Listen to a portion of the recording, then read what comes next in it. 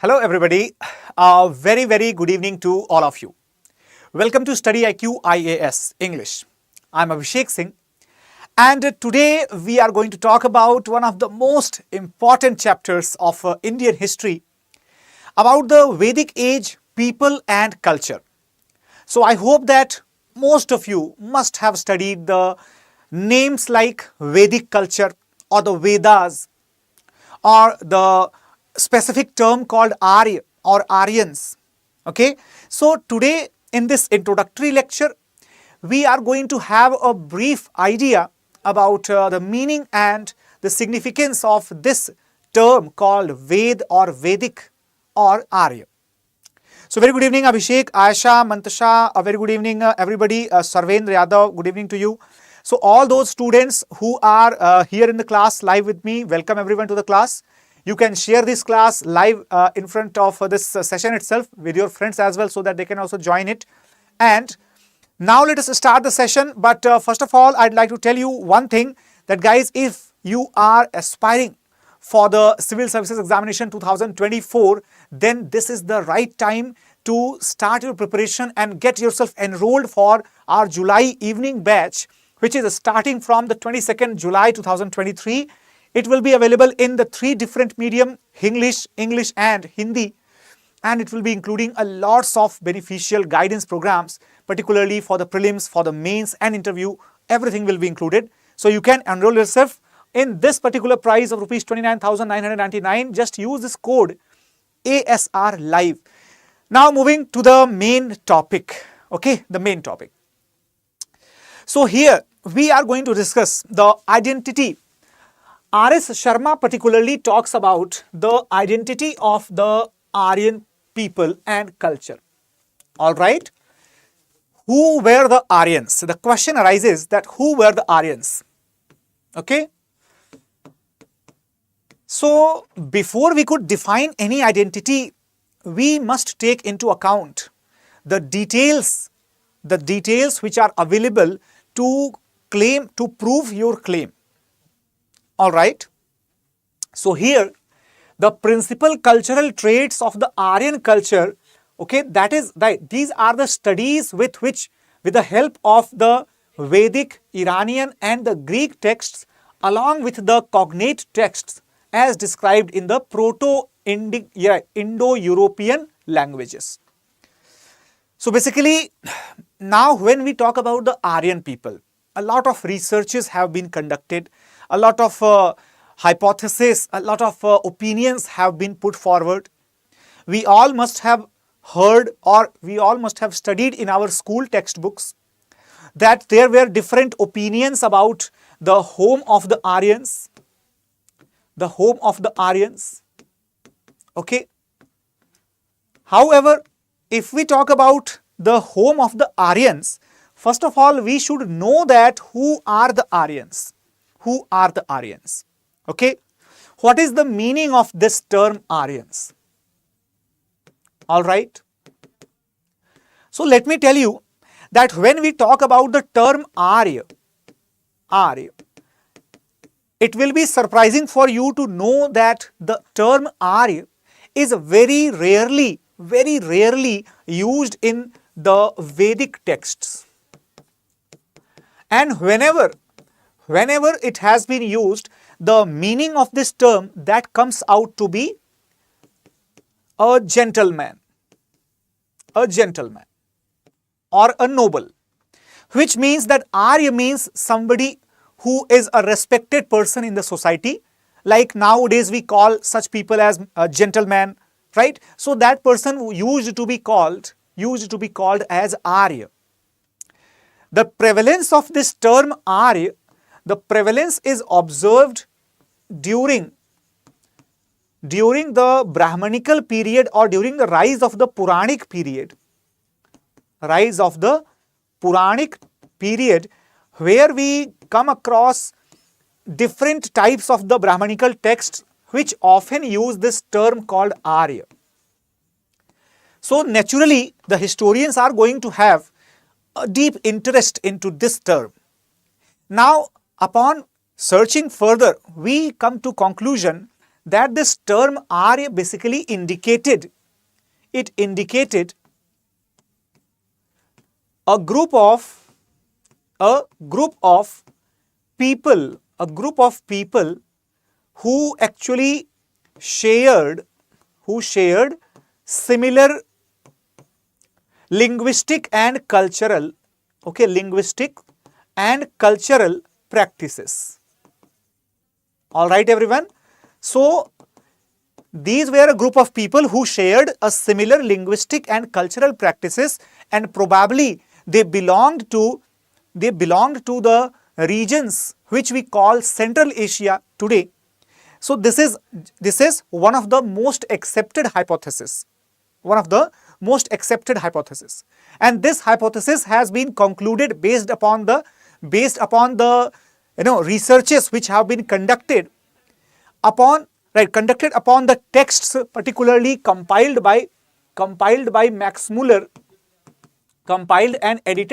Muller. Okay, so those texts which have been compiled and edited by Max Muller, if you know the name of that book or those texts, basically they are known as the Sacred Books of the East. Sacred Books of the East. All right.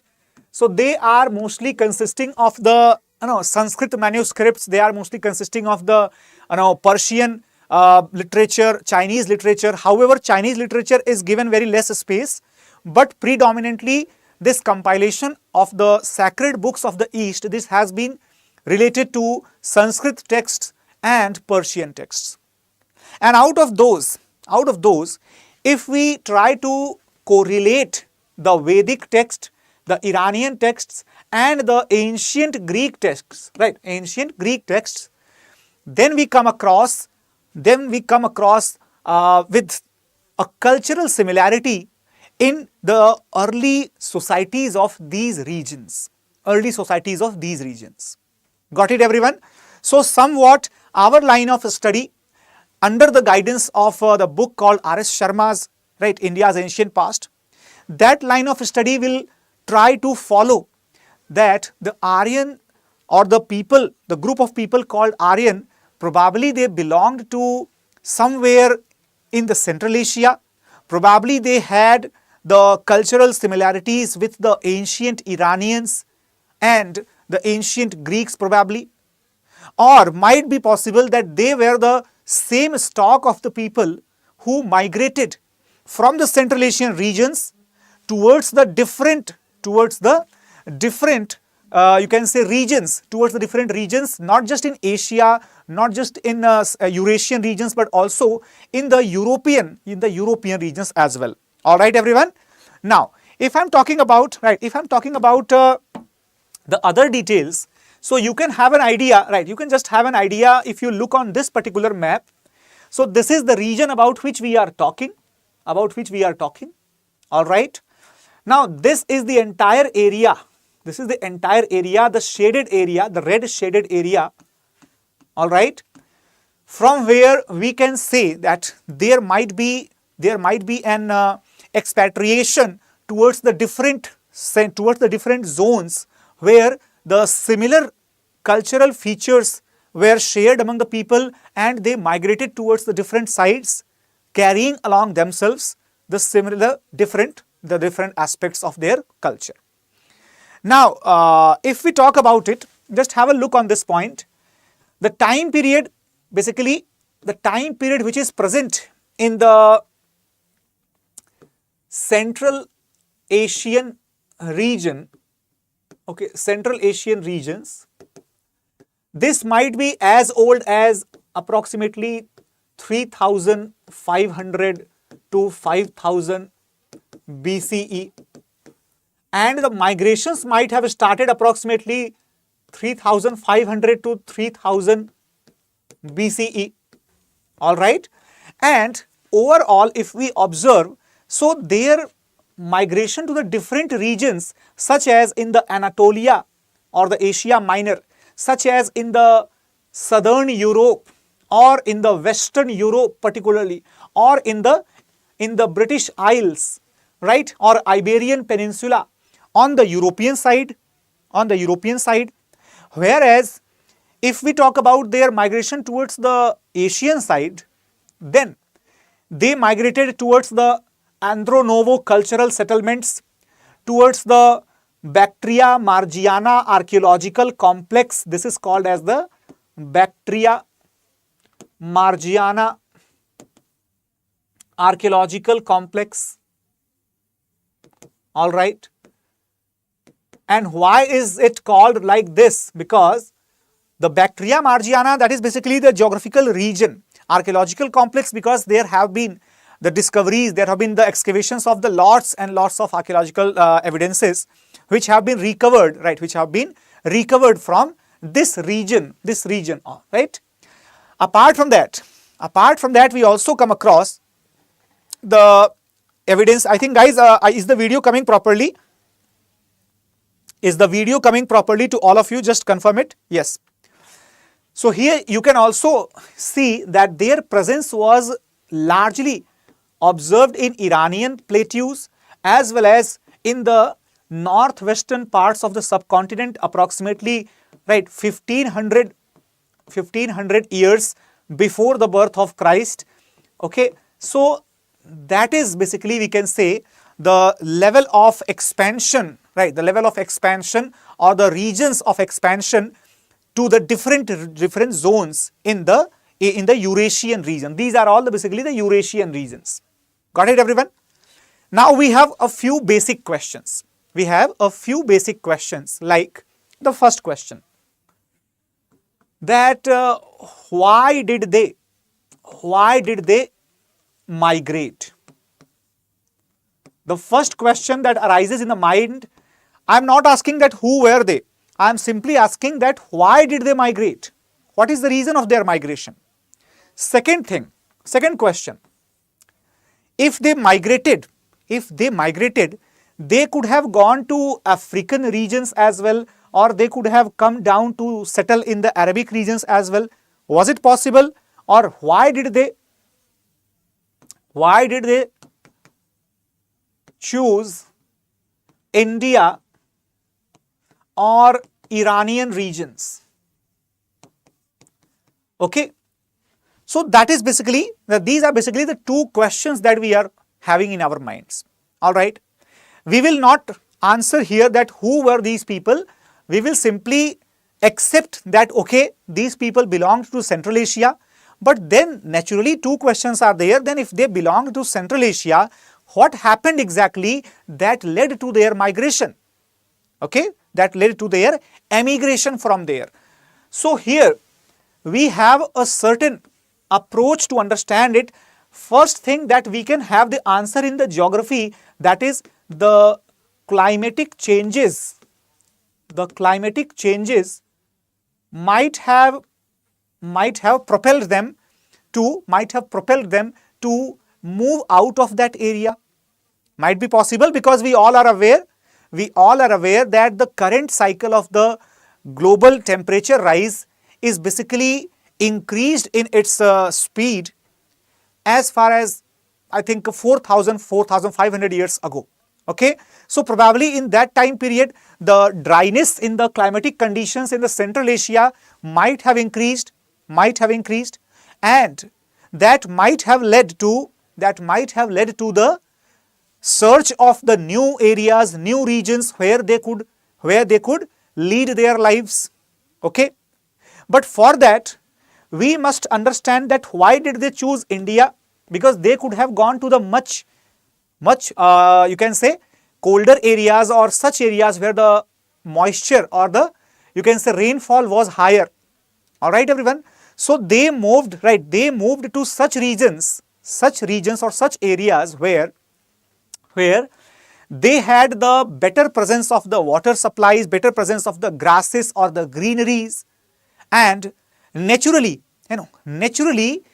if we observe from Central Asia, you all might have the understanding of the basic climatology, where it tells that if you move towards the equator, or if you move towards the northwest in the European side, there you are supposed to receive more rainfalls as compared to the Central Asia, because in either directions, look at this one. This is the location here. In either directions, if you are moving towards the Arab, there is the dryness, there is the presence of the desert, not going to help. If you are moving to India or Iranian plateau, probably this is the closest that they can reach, towards the southeast, which is the region of heavier rainfalls, okay, comparatively better rainfall and better greenery. Second thing, if they are moving towards the west, they can easily cover the European plains, and therefore it will be suitable for them to survive in that area. They cannot go to these areas. Why? Because this region was almost deserted. Okay, and if we talk about going to the eastern parts of Asia, particularly China, right? China or Japan or Russia, etc. So there it was difficult for them to move on that side because it was extremely far. So now when they got the greenery, when they got the rainfall, when they got the suitable climatic conditions, they settled after their migration.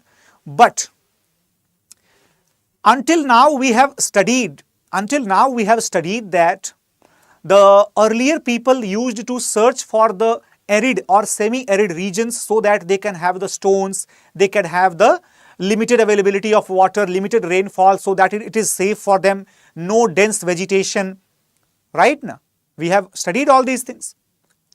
But why were these people searching for the grasslands? Because these people were probably the pastoralists and agriculturist people,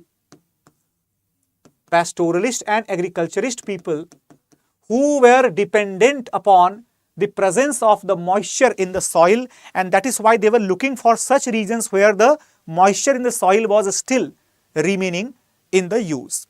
Got it, everyone? So I hope that you all understood the basic idea that why did they migrate and why did they choose India, because India was fulfilling their basic requirements of the rivers, that is a source of water, of the plains for the purpose of agriculture, of the moisture in the soil for the growing of grasses, and at the same time it was also having the decent climatic scenario which could support their pastoralist and agriculturist economy. Okay, everybody.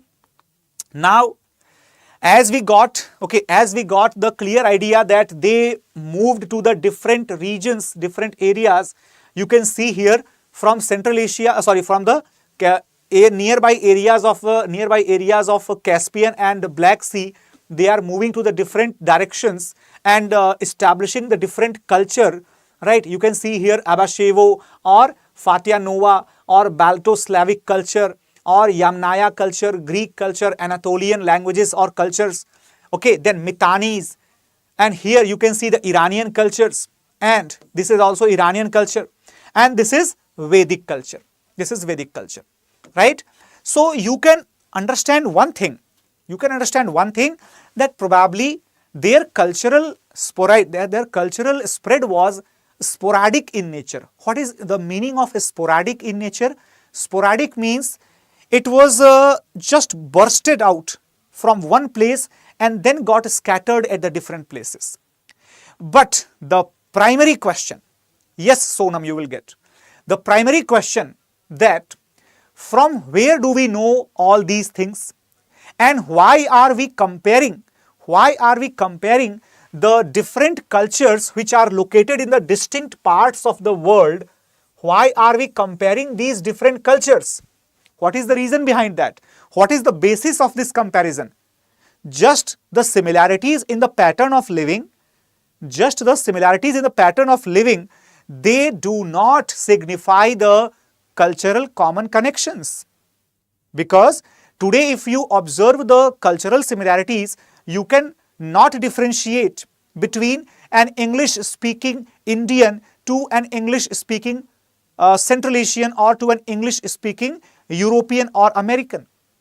But if you observe into deeper details, then you will realize that if they studied the similar books, if they wore the same clothes, if they looked like the similar people, had they the presence of similar anthropological features, right? So, along with the culture, their anthropological features, their linguistics, etc., their economic and social practices, if they were looking very similar, then we can definitely conclude that yes, the different groups of people, different culturally isolated regions which we are talking about, they must have the common connections. They must be having some common connections. All right. So here, if we are talking about the common connections, then the Rig Veda, Zend-Avesta, and the work of Homer. Homer was a great poet. In fact, he wrote two of the most famous epics, right? Two of the most famous epics called Iliad and Odyssey. And that is written in the language called as the Homerian Greek. The language was called as the Homerian Greek. Okay, Homerian Greek. All right, everybody. So this Homerian Greek language was basically having similarities not just of the annotations, not just of the linguistic terms, but also of the expressions. And this is not something that I am saying here. This is something which has been concluded with the help of the linguistic studies. All right, everybody. Now, if I am talking about the texts, these texts, they are of different era, but they have the similar age. What is the meaning of that? Different era, but similar age. So try to understand that they all belong to an age of copper, bronze, okay, copper, bronze, where the uses of iron would begin. The iron would begin towards the end of, right, towards their later phase of compilation. All right, everyone. So if I am talking about the Rig Veda was compiled near about 1500 BC. But if we talk about the Iron Age started somewhere near about 1800 BC, something like that. Okay. Similarly, if we talk about Zend-Avesta, the Zend-Avesta has its oldest references going as deep as around 1100, 1200 BC, all right, or at least 1000 to 1200 BC. Similarly, if we talk about the epics of Homer, Iliad and Odyssey, they are also approximately 800 BC to 900 BC old. Got it, everyone? So we have the common conclusion that probably they all were connected with the copper bronze age culture, but later on they got connected with the Iron Age during their latest phases, latest compilations. So all of them are having the similar features. Similar features does not mean the same features. Remember it always. Similar features like the presence of copper, bronze and iron. They all talk about the presence of agriculture and pastoralism as their common professions of the people who are mentioned in those texts. Of the common folks who are mentioned in those texts, they primarily exhibit either pastoralism or they practice agricultural activities. All right, everybody. Similarly, if we talk about the climatic scenario, climatic conditions, they all belong to the temperate climatic conditions. That means probably the people who are associated with the Rig Veda or Zend-Avesta or Homer, probably those people shared their origin to the common place which was lying somewhere in the temperate climatic zone. And remember that India does not fall technically in the temperate climatic zone, but yes, if you look at the global map, if you look at the global climatic zones, then the temperate zone that lies above in the northward direction of 23.5 degree latitude, which means that if we talk about the Saptasandhav, if we talk about the northwestern parts of India, I am not taking the name of Saptasandhav here, we will understand what is that. So, if we talk about the northwestern parts of India or that region of Afghanistan, Pakistan, northwestern India, in that area, that is again lying in the temperate zone only as per the conventional climatic conditions, right? So here we can say that their climatic conditions were probably shared, these were shared conditions. They all had the knowledge about the horses, carts, bows and arrows. That means their culture was derived, their cultural practices and beliefs were derived from such a common origin where there was high significance of the horse. All right everyone, they utilized or they used the horse driven carts or the chariots, and at the same time the primary weapons which they used, those included the bows and arrows. Got it everyone?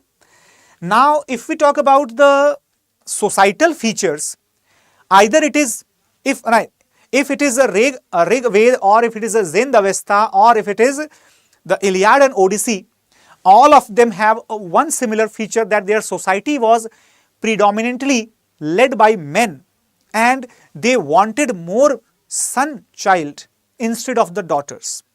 Got it everyone? So they probably had the inheritance of the male members, right, being forwarded from the father to son, unlike some of the primitive cultures which existed where probably it was believed that they exhibit the matrilineal as well as the matriarchal patterns. Got it? Apart from that, two very, very important features. Yes, exactly, Aisha. Two very, very important features included that the fire, the cult of fire and Soma. What is Soma? Soma basically indicated the god of vegetation. The god of vegetation. And let me tell you that the worship of the god of vegetation, or even if today also you compare the Greek gods, you compare the Roman gods, or you compare the Nordic gods, okay, so you find the similarities, okay, you may find the similarities where you have the Zeus in the comparison of Indra of the Vedic culture. Got it everybody? Similarly, here you have Marut or Pavan, right? And similarly, here you have the deities like Agni, okay? You have the fire god, okay? You have the Ahura Mazda as a sun god. Here you have the sun god. So, if we talk about the worship of the nature as the common religious aspect, this was also similar not just in the Vedic culture, but also this was shared by the Greeks, by the Iranians, by the Romans, as well as by the Nordic cultures. Got it everybody? So here if we talk about the cult of fire and Soma, this also seems quite prevalent in India, in Iran, in different other cultures which are claimed to be originated from the same Central Asian stock. And the last rites means the practice after the death. So burial and cremation, the combination of the burial as well as the cremation has been a incessant feature that still appears in the Brahmanical culture. However, in the rest of the cultural practices of the current regions, this practice have been completely eradicated, dominated by the Christian and Islamic practices of the burial only. But we have the historical evidences from Zend Avesta, from Homer's Iliad and Odyssey, that these cultural groups also probably practiced the both ways of their last rites, including the burials, including the cremation.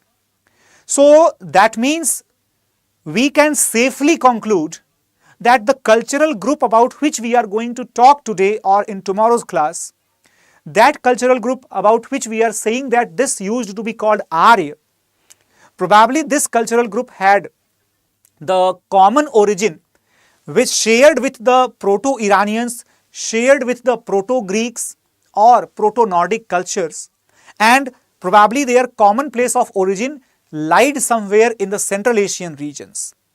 Got it, everyone? So I just don't have the literary evidences, but at the same time, some of the other evidences are also present. For example, this M17 is a gene having the genetic marker, markers. All right, you might have heard about a name called as a R1A1. Okay, so that genetic marker basically indicates the presence of the Central Asian genes in the predominant North Indian population. As much as 40% of the North Indian population has got this common gene, right, coming from the Central Asian origins.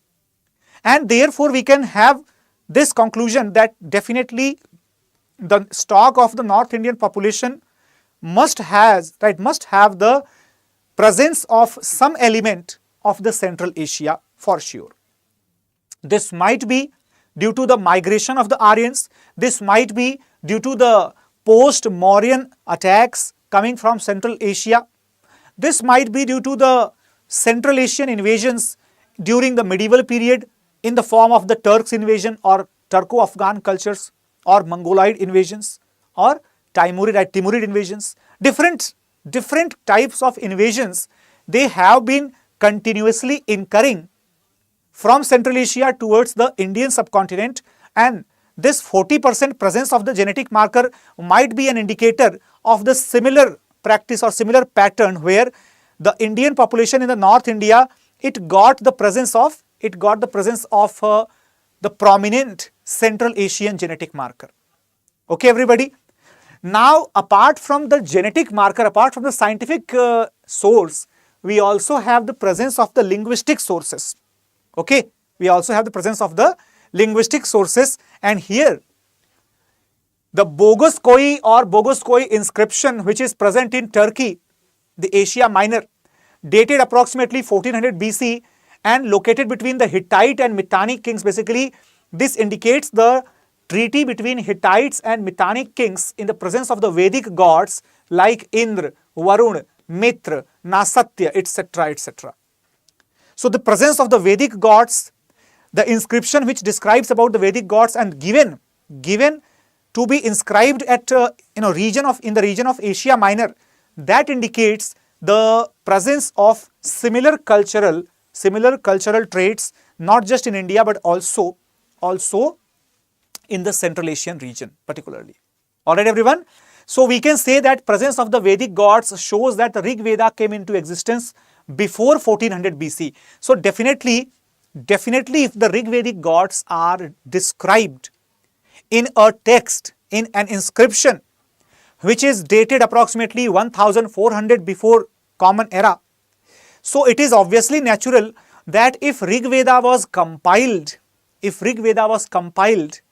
in the northwestern parts of Indian subcontinent, then might be possible that either this is not true that it was compiled here, or this might not be true that the Rig Vedic people, they reached India in 1400 or 1500 BC, right?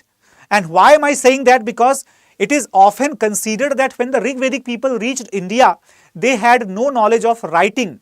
They only had the knowledge of oral transmissions of their knowledge traditions. Got it? So we can have such type of questions. We can have such type of questions in our mind, which we will be trying to answer tomorrow. That exactly who were the Aryans and what were their cultural features, what was their economy about, how was their literature, how was their society and political structure, each and every detail. So today in this class, I hope that all of you got a clear idea that who were the Aryans, what was the origin of the Aryans. from where did they come, what linguistic features did they have, and what cultural commonality, right, what cultural commonality did they have with the other coexisting cultural groups. Alright everybody, so I hope that you all liked this lecture. If this lecture was useful for you, do not forget to hit the like button and share this video with your friends also. You can also join our ongoing batches which are going to start from 22nd of July, and this batch will have the English medium, bilingual medium as well as the Hindi medium guidance to be given to all the aspirants who are aspiring to crack the 2024 Civil Services examination.